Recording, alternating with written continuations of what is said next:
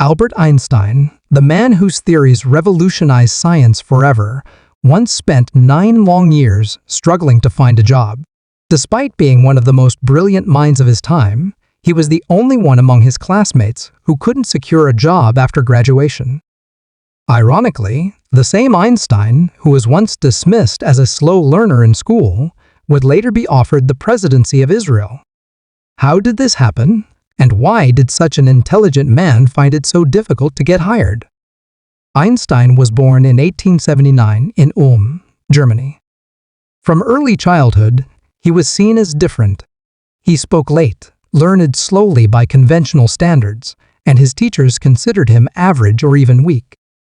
But what they didn't realize was that Einstein approached everything with intense curiosity. Instead of memorizing facts, he tried to understand the concepts behind them, which often made him fall behind in the rigid school system. He disliked the strict discipline of the German education system and eventually dropped out, moving to Switzerland with his family. There, he attempted to gain admission to the Zurich Polytechnic to study physics and mathematics. While he aced the math and physics sections of the entrance exam, he failed miserably in subjects like literature and politics. A professor at the college, impressed by his science knowledge, asked Einstein who had taught him. Einstein's answer was simple: he had taught himself. But the professor told him that to gain admission, he would have to improve in the other subjects. Disheartened, Einstein went back to school for another year. The following year, he passed the entrance exam and got into the college. However, his nature didn't change. He often skipped lectures, studied independently, and showed little interest in pleasing professors. As a result, when he graduated in 19, none of his professors recommended him for a job. In the early 1900s, recommendations were crucial in securing academic positions. Without any mentors or strong references, Einstein found himself jobless.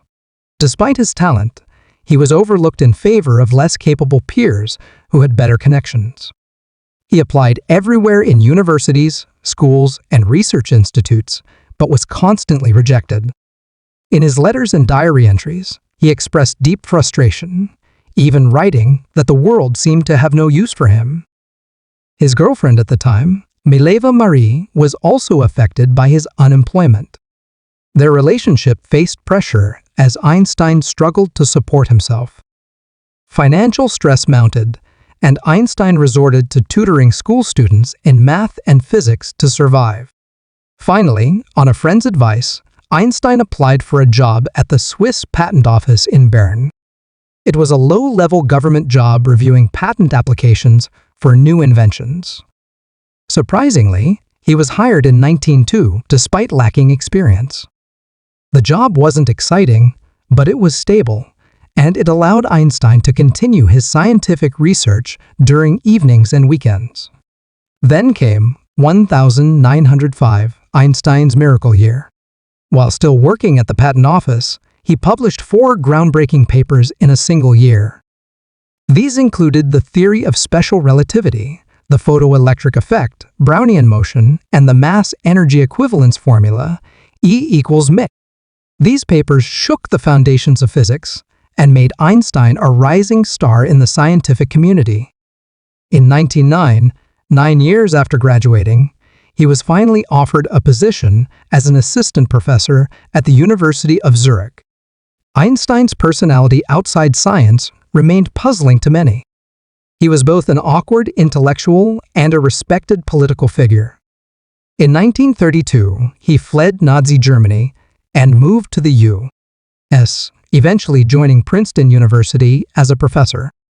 He became not only a scientific icon, but also a cultural and political one, especially within the Jewish community.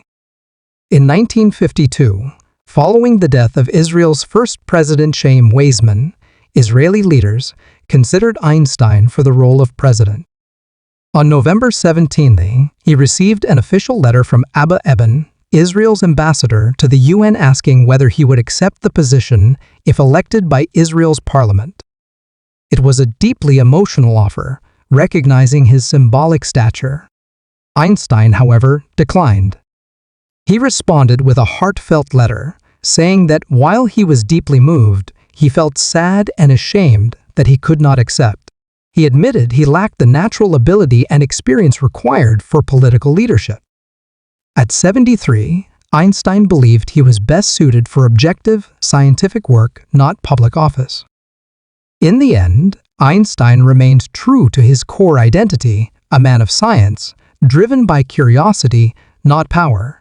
His story is a reminder that greatness often grows in silence, struggle, and perseverance, and that even the brightest stars may take time to shine.